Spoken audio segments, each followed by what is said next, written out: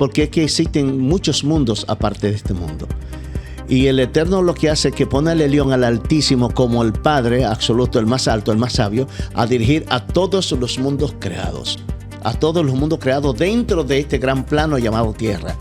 Y nosotros, dentro de este gran plano llamado Tierra, vivimos en una pequeña porción del gran plano. Entonces los hijos de Dios, los hijos del Altísimo, andan exactamente representando a cada uno de esos planos. Entonces aquí en nuestro plano, el Dios que maneja este mundo, aquí el que nos maneja a nosotros, este es uno que también tiene hijos y se le repartieron las naciones de la tierra. Está Deuteronomio capítulo 32. Sí, habla del Elión. Entonces, los que vinieron a presentarse delante del Altísimo, el Altísimo es el regente general de todos los planos. Y los que se vinieron a presentar del Altísimo fueron los hijos del Dios, que es el regente de este plano.